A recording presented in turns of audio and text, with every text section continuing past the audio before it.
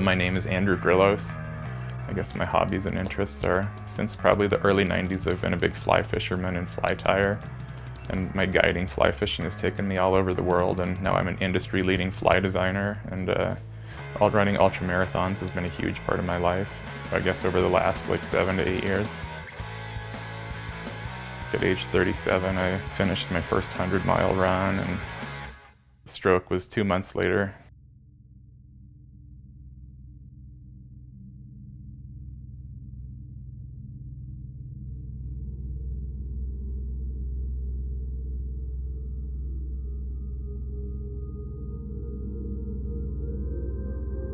Everything was going a million miles an hour and just so scary, and I collapsed on the floor kind of behind me, and the paramedics were here, and my wife was trying to hold me up, so I was my legs are numb, this is not right. I'm just stumbling around, and the paramedics were on their radios being stroke alert, we got a stroke here, and in my mind I'm going, I'm not an old person, old people have strokes, God, I'm so strong and in such good shape, why did I have a stroke?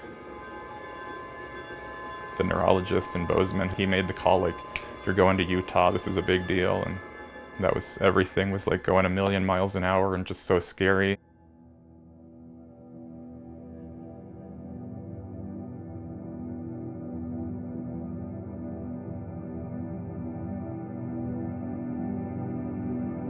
I think Utah was 5-ish weeks. It was the Groundhog Day movie, the worst day of my life, playing on repeat for 5 weeks. My wife was there every day at the hospital, and I would look at the clock in my room and just be Autumn will be here at 9, Autumn will be here at 9. So lost and scared. It was the worst day of my life over and over, and seeing her totally brought me out of it. My balance was messed up, and they had to put me in a zero gravity harness and teach me to walk again. So in 2 months and a few days, I went from running 100 miles to learning to walk. God, one of the most traumatic things for me was going from being Mr. Badass runner guy to being in a PT room with 85-year-olds with walkers and catheter bags, and I was just oh my God, what happened to me? Is that going to be me one day? And so scary. Randy Carson at University of Utah was such a kind, caring guy, and he knew how hard I was trying, and he knew he could push me hard, and he was just the right guy for the job. Life is kind of starting to normalize slightly. Closer to my stroke, it was this treadmill of therapies that I'm happy to somewhat be easing off of it, and my friends were telling me mile 55 of my 100-miler was a turning point for me. It was I was so low. I had just hiked 30 miles with cramping problems, and when I got home from the hospital, it was I was at that aid station with my friends waiting for me, and it was such a big deal. I absolutely love Audra, my speech therapist here in Bozeman. It's I'm visiting a friend. She saved me from killing myself just because I made this conscious decision, if I don't get better cognitively, my life is not worth living, and she was such a big help. I absolutely love her for all the help she gave me.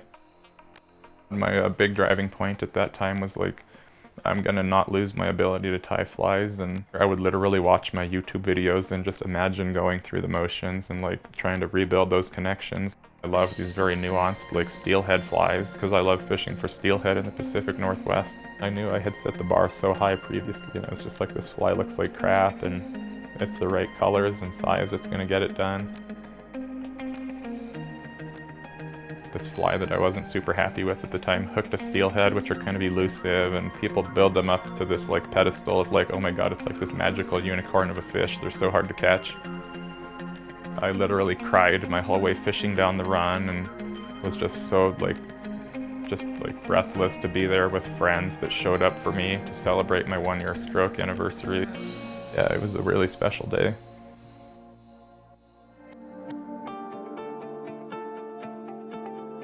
Been the biggest trauma and hardship I've ever faced. Here I am 15 or 16 months later, and I believe I'm 90-ish, maybe 80 to 90%.